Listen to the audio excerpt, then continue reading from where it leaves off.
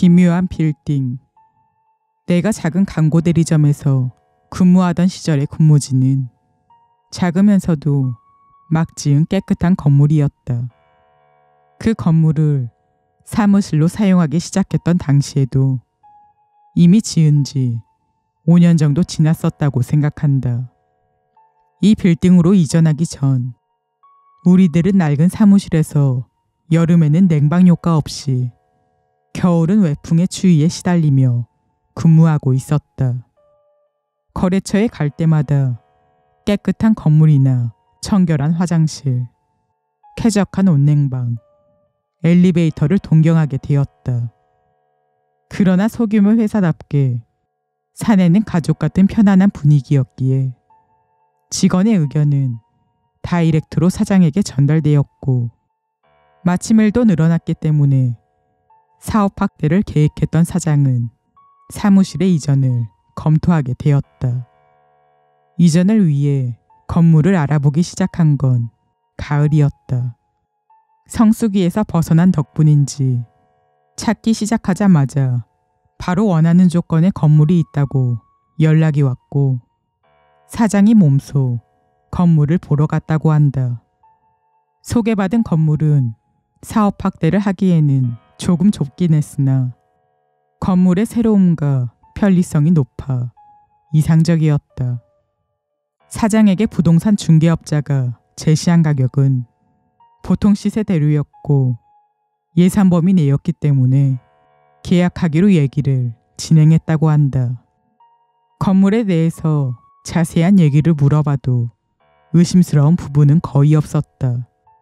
딱 한 가지 신경 쓰이는 점이 있다고 한다면 부동산 중개업자가 이전에 그 건물에 임차인으로 들어왔던 사람들에 대해 푸념하듯 얘기한 것 정도였다고 한다.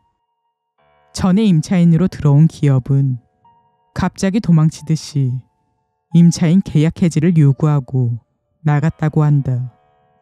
이전할 때도 이삿짐은 정말 최소한밖에 없었고 이사 작업도 상당히 조잡했다던가.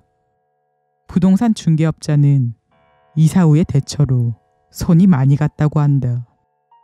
계약을 거의 확정하고 입이 가벼워진 건지 자주 있는 고생담으로써 웃으며 사장에게 얘기했던 모양이다.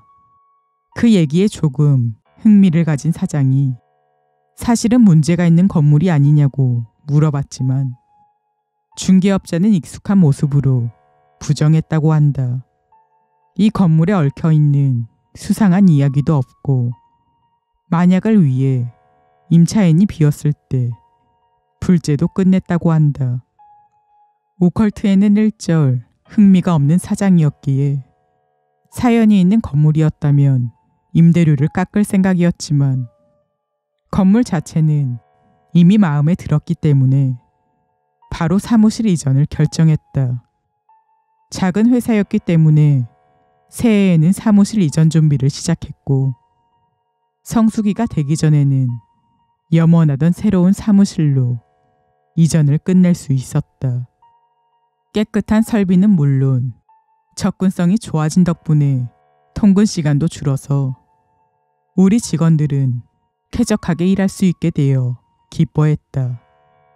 그런데 봄쯤이 되니 내 건너편 자리 창가에서 일하던 선배의 모습이 조금씩 이상해지기 시작했다. 이 건물은 12층 구조로 우리들은 그 7층에 사무실을 차렸다. 사무실의 창문은 상당히 커다랬고 햇볕도 잘 들고 따끈따끈해서 졸음을 부른다.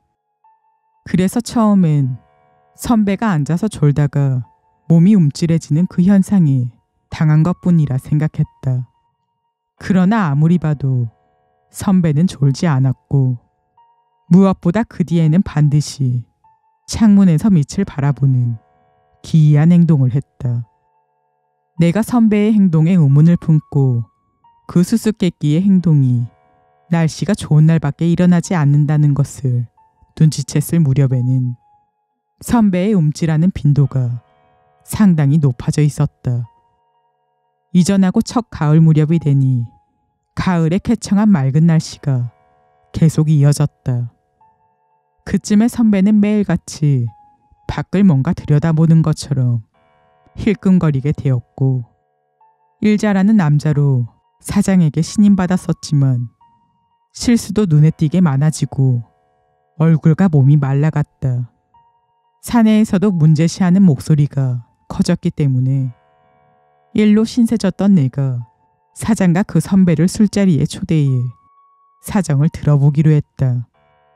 선배가 말하기로는 날씨가 좋은 낮이 되면 창문에서 뛰어내리는 작은 인간이 보인다고 한다. 처음엔 벌레나 새가 날아간 거라 생각했다고 한다. 그러나 몇 번인가 봐보니 사람 형태였고, 그 떨어지는 사람은 선배가 발견할 때마다 커졌다고 한다. 여름 무렵에는 떨어지는 사람의 복장과 성별을 알 수 있게 되었고, 최근에는 표정까지 알게 된 모양이다.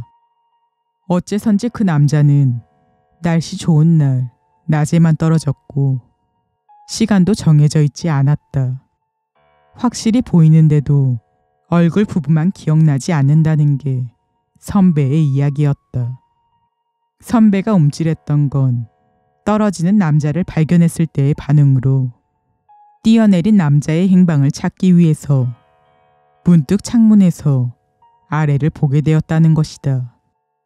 너무나도 비현실적인 얘기였지만 너무나도 초췌해진 선배의 모습과 이전에 여기서 사무실을 사용했던 회사가 부자연스러운 계약 해지를 했다는 얘기를 들었던 사장은 그 얘기를 바로 믿었다.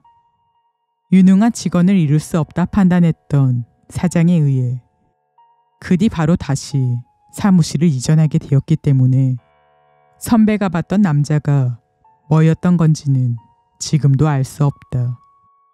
그 빌딩에는 자살한 사람이 있었던 것도 아니고 그 선배 이외에 남자의 모습을 본 사람도 없었다. 사무실을 이전하자 다행히도 선배는 본래의 모습으로 돌아가 건강해졌다.